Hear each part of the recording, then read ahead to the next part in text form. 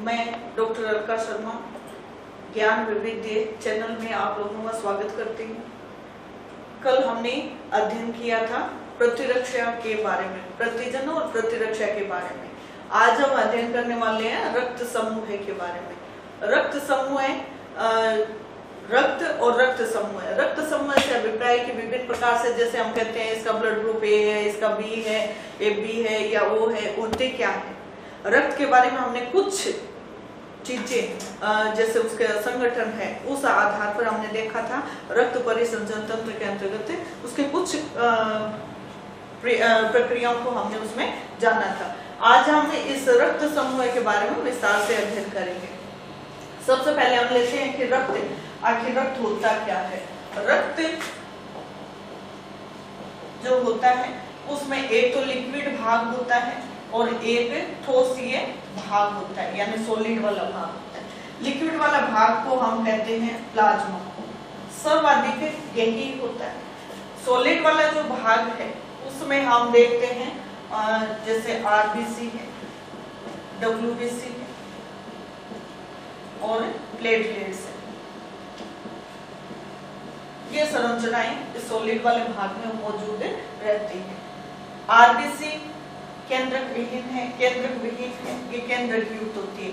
जो अभी हमने प्रतिरक्षा लिया था उसमें सबसे महत्वपूर्ण भूमिका जो होती है, जो स्वाभाविक प्रतिरक्षी तंत्र के अंतर्गत है, वो इसी की होती है, क्योंकि इसमें लिम्फोसाइट्स होती है, न्यूट्रोफिल्स होती है। वो उन कोशिकाओं की बाहरी जो कोशिकाएं हैं उनको पहचान कर लेती है। तो इस प्रकार से ये डब्ल्यूबीसी एक रोग प्रतिरोधक क्षमता को उत्पन्न करने वाली इस ब्लड का ही एक हिस्सा होता है। सॉलिड वाला भाग होता है श्वेत रक्त कणिकाएं, लाल रक्त कणिकाएं, श्वेत रक्त कणिकाएं और प्लेटलेट्स है। ये प्लेटलेट्स होती है, ये रक्त का थक्का बनाने में मददगार होती है। ये आरबीसी होती है, लाल रंग की होती है, ये श्वेत होती है, इसके अंदर हीमोग्लोबिन पदार्थ होता है, इसमें वो होता नहीं है, इस वजह से ये रंगहीन होती है। आरबीसी के द्वारा ही, यानी ये रक्त जो है इसका रंग लाल हो रहा है, ये इस रक्त के द्वारा शरीर के विभिन्न भागों तक उत्सर्जित पदार्थ है उनको लेकर के आना है, या शरीर के अंदर जो मुख्य अवयव है उनको शरीर के विभिन्न भागों तक पहुंचाने का कार्य इसके द्वारा किया जाता है। इससे पहले हमने एंटीजन एंटीबॉडी के बारे में अध्ययन किया था। अब हम इसी से संबंधित हम रक्त समूह के बारे में अध्ययन करेंगे। रक्त समूह का मतलब क्या होता है, जैसे हमने उसमें लिया था एंटीजन एंटीबॉडी, तो एंटीजन और एंटीबॉडी के आधार पर ही रक्त के समूह का वर्गीकरण किया जाता है। लैंड स्टीनर नामक एक साइंटिस्ट थे, उन्होंने रक्त समूह की पहचान की। हमें पता है कि रक्त समूह के 4 प्रकार होते हैं, क्योंकि हमने रक्त परिवहन तंत्र में ये ले लिया था। ए, बी और ए बी और ओ, इस प्रकार से ये 4 रक्त समूह होते हैं। अब हम इनमें देखते हैं कि एंटीजन कौन सी होती है। उस एंटीजन के आधार पर ही हम इसका ब्लड ग्रुप निर्धारित करते हैं। ए ब्लड ग्रुप है तो ए एंटीजन होगा, बी ब्लड ग्रुप है तो बी होगा, ए बी है तो ए बी एंटीजन होगी और बी बी एंटीजन होगी। ओ ब्लड ग्रुप है तो इसमें कोई भी प्रकार की एंटीजन उपस्थित नहीं होती। एंटीबॉडी यानी इस एंटीजन के विरुद्ध जो एंटीजन के विरुद्ध जो कार्य करेगी वो एंटीबॉडी होगी। ये एंटीबॉडी ए ब्लड ग्रुप वाले में बी होगी, बी के लिए एंटीबॉडी बनेगी, यहाँ पर बी वाले में ए के लिए बनेगी। इसमें ए भी है और बी भी है, ना ए बन सकती है एंटीबॉडी ना बी बन सकती है, क्योंकि अगर ए एंटीबॉडी इसके अंदर मौजूद होगी तो ए के प्रति वो क्या करेगी, उसके कार्य को निष्प्रभावित कर देगी, तो ब्लड का थक्का बन सकता है, रुधिर लाइन की क्रिया हो सकती है। इसलिए ना तो इसमें ए होती है ना ही इसमें बी होती है। ओ ब्लड ग्रुप है, इसके अंदर एंटीजन एक भी नहीं है, तो इसके अंदर एंटीबॉडी ए और बी दोनों इसके अंदर मौजूद होती है। तीसरा इसका रूप हम लेते हैं जीन प्रारूप। जीन प्रारूप का मतलब क्या होता है कि जैसे हमने मेंडल के नियम में लिया था आनुवंशिकता वाले में, कि एक ही गुण को, एक ही लक्षण को बनाने वाले जीन के 2 भाग होते हैं, 2 विकल्प होते हैं, सम और विषम युग्म विकल्प। उसी से संबंधित इस ब्लड के अंदर अंदर भी इस ऐसे ही दो विकल्प होते हैं। जैसे ब्लड ग्रुप ए है, इसको हम आई से रिप्रेजेंट करते हैं। ए ब्लड ग्रुप है तो ए हो गया, यानी इस प्रकार से, या इसको हम दूसरा प्रकार भी दे सकते हैं, ये प्रभावी होती है जीन, तो आई ए और एक पर हमने कुछ भी नहीं लगाया। तो ये दोनों है, इस दोनों में से कोई भी एक जीन का प्रारूप मौजूद है तो वो ब्लड ग्रुप का निर्धारण हो सकता है। कई प्रकार के केस आएंगे जिनको सोल्व करने के लिए ये स्थितियां हमें ज्ञात होना या इनका ज्ञान होना हमारे लिए बहुत कंपल्सरी है, तभी हम उन प्रश्नों को सोल्व कर सकते हैं। ऐसे बी के लिए होगा, ऐसे ए बी के लिए होगा, ऐसे ही ओ ब्लड ग्रुप के लिए होगा। इनके एंटीजन यानी जीन प्रारूप को हम देखते हैं। जैसे ए ब्लड ग्रुप वाला है तो इसमें आई ए या फिर आई ए और इस पर कुछ नहीं। बी वाले में बी या फिर आई बी और आई, इसके अंदर दोनों एंटीजन है तो आई ए और आई बी, इसमें हम वैसा नहीं दे सकते, एक ही आएगा। इसके अंदर ओ ब्लड ग्रुप वाले में कोई भी ये जीन ए और बी दोनों मौजूद नहीं है, इसलिए हम इसको इस प्रकार से लिखेंगे। अब चौथी स्थिति आती है, जैसे जीन प्रारूप ले लिया। एक होता है हम ब्लड ग्रुप में देखते हैं कि इसका ब्लड ग्रुप पॉजिटिव है और इसका ब्लड ग्रुप नेगेटिव है। ये हमें कैसे पता चलता है? ये हमारे ब्लड के अंदर एक RH फैक्टर होता है। RH फैक्टर का मतलब RH एंटीजन है, जो कि हमारे ब्लड को पॉजिटिव है कि नेगेटिव है। यदि ये उपस्थित है तो पॉजिटिव होगा, यदि ये अनुपस्थित है तो नेगेटिव होगा। अब ये पॉजिटिव और नेगेटिव से कैसे निर्धारण होता है? जैसे ब्लड ग्रुप ए है, उसके अंदर यदि RH फैक्टर उपस्थित है तो हम उसको कहेंगे ए पॉजिटिव। यदि RH फैक्टर उपस्थित नहीं है तब हम कहेंगे नेगेटिव। बी ब्लड ग्रुप है, जिसमें उपस्थित होगा उसको प्लस और जिसमें नहीं होगा उसको हमें माइनस।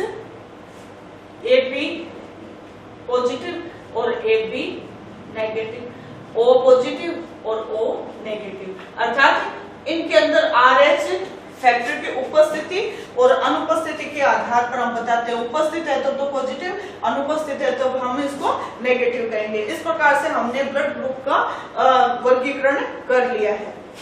इस वर्गीकरण में पहले हमने 4 ब्लड ग्रुप डिसाइड किए थे, अब 4 से जस्ट डबल हो गए क्योंकि पॉजिटिव नेगेटिव है, प्रत्येक का एक पॉजिटिव है तो एक नेगेटिव है। लगभग जो हम वुमेन बीइंग्स है उनके अंदर देखें तो सबसे ज्यादा जो ब्लड ग्रुप होता है वो पॉजिटिव वाला होता है, नेगेटिव वाला बहुत कम होता है, लगभग 85% ये माना जाता है। बाकी का जो है वो नेगेटिव वाला माना जाता है, तो सर्वाधिक पॉजिटिव वाला होता है। अब नेगेटिव और पॉजिटिव की क्रिया क्या होगी? जैसे एंटीजन एंटीबॉडी की क्रिया हमने ली थी, बिल्कुल वैसे ही इनके अंदर भी वैसे ही क्रियाएं होती है, जिससे कि रुधिर लयनता की स्थिति भी उपस्थित हो सकती है। इसके बारे में अब हम देखेंगे। ये जो RH फैक्टर था, ये मकाका रस एक मंकी था, उस मंकी के ऊपर उस मंकी में देखा गया, तब ये डिसाइड किया गया कि जब मंकी में ये है तो हम मनुष्य में भी ये उपस्थित हो सकता है। ये हमने रक्त समूह लिया है।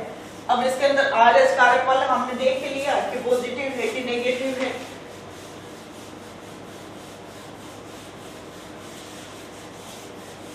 एक इनके अंदर जो प्रतिरक्षा होती है, एंटीबॉडीज होती है, उनके बारे में और बताते हैं। एंटीबॉडीज इसमें IgD, IG, small c, IG, capital C, sorry ये RH से संबंधित है तो RH, RHD, RH small c, RH capital C, RH small e, RH capital E। सबसे ज्यादा ये होती है 80%, सॉरी 85%, उसके बाद में 80% होती है, ये भी 80% होती है, और ये होती है ये होती है 30% और ये होती है 78%।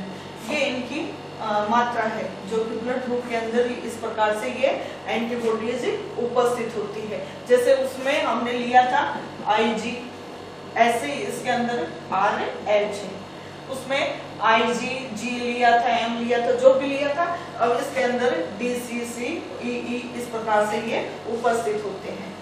अब जैसे सपोज कीजिए कि किसी का ब्लड किसी को चढ़ाना हो, उस समय क्या क्या सावधानियां रखनी चाहिए और क्यों रखनी चाहिए।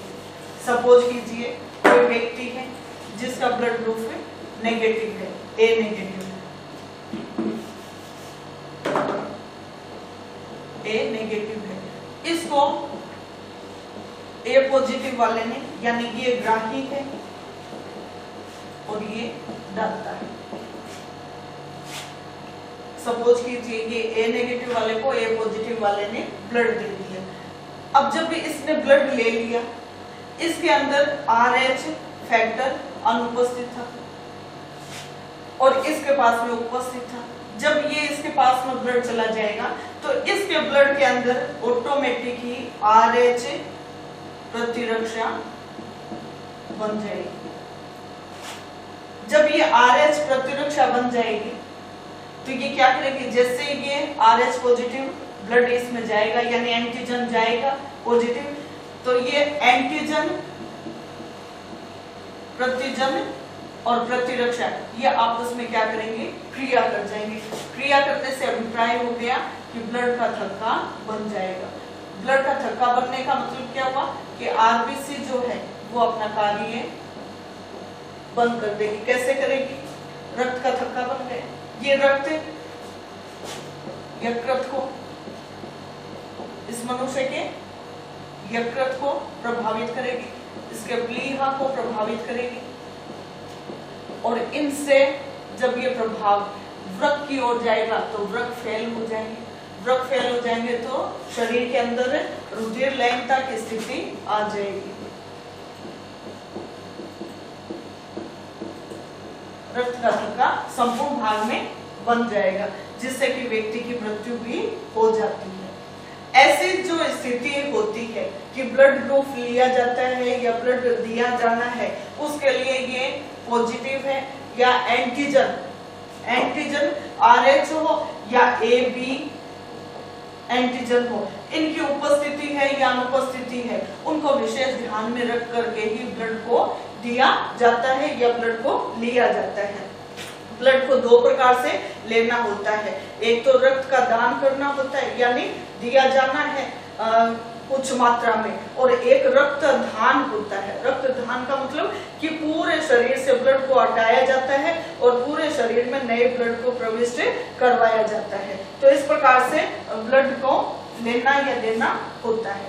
अब इसी आधार पर यदि हम AB ब्लड ग्रुप वाला देखें और उनके अंदर अभी हमने देखा है कि किस प्रकार से पॉजिटिव वाला नेगेटिव वाले को पॉजिटिव वाला ब्लड दे देता है तो प्रतिरक्षी बन जाती है, जिस आधार पर रुधिर लयनता की स्थिति उत्पन्न हो जाती है। अब हम एक छोटा सा उदाहरण और लेते हैं कि जो माँ होती है, उस माँ से शिशु के अंदर, शिशु से अभिप्राय कि जब वो प्रसव की क्रिया हो जाती है, उसके बाद में जो उसकी संतान होती है, उस संतान पर कैसे प्रभाव पड़ता है। सपोज कीजिए माँ है, उसका ब्लड ग्रुप नेगेटिव है, यानी RH अनुपस्थित है, एंटीजन अनुपस्थित है। संतान में सपोज कीजिए कि RH फैक्टर मौजूद है, इसका ब्लड कुछ मात्रा में इस माँ के ब्लड में मिल जाता है, प्रसव क्रिया होती है और प्रसव के दौरान संतान उत्पन्न हो जाती है। ये संतान चांस तो ये रहते हैं कि 100% ये जीवित रहेगी, लेकिन ऐसी स्थिति भी आ सकती है कि इस संतान की कुछ समय के बाद में मृत्यु भी हो सकती है। कुछ समय के बाद में हो सकता है शरीर कमजोर पड़ जाए, जैसे कि दूसरी संतान में हम देखेंगे। ये जो संतान उत्पन्न हो गई, इस संतान के अंदर जो ये RH फैक्टर था, ये ब्लड इसके साथ में कुछ मात्रा में मिल गया और मिलने के बाद में इसके शरीर में जो कि अभी RH एंटीजन नहीं है, जैसे ये पहुंचता है तो इसके द्वारा RH एंटीबॉडी बना लिया जाता है जो कि RH-D कहते हैं, ये बन जाता है। ठीक है, अब सपोज कीजिए इसकी दूसरी संतान होती है, दूसरी संतान जब होगी और वो भी पॉजिटिव है, तो उस स्थिति में क्या होगा कि जब इसका ब्लड इसके अंदर जाने वाला है कुछ मात्रा में, उस समय इसके अंदर पहले से ही एंटीबॉडी बनी हुई है, एंटीजन के साथ में वो क्या करेगी, क्रिया कर जाएगी। क्रिया कर गई, इसका मतलब वहां पर रुधिर का थक्का बन जाएगा।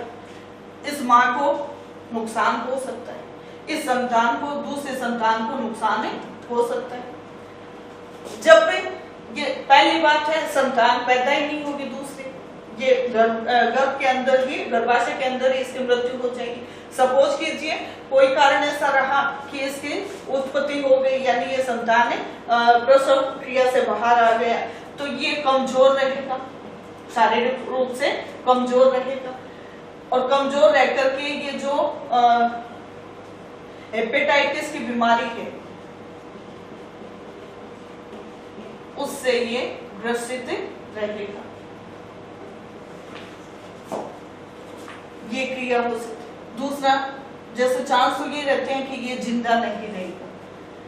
दूसरी, जब ये स्थिति बन जाती है तो माँ के गर्भाशय के अंदर ये RH फैक्टर, RH एंटीबॉडी बनकर इस गर्भाशय के अंदर रक्त का लयन कर देती है, यानी रक्त कणिकाएं जो है वो लयनीत हो जाती है, यानी रक्त का थक्का बनना शुरू हो जाता है, RBC जो है वो नष्ट होना प्रारंभ हो जाती है, यानी वो अपने कार्य प्रणाली को वहीं पर रोक देती है।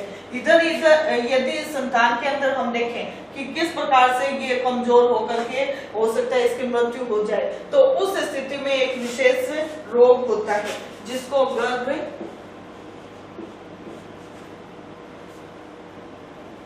रक्तकाणु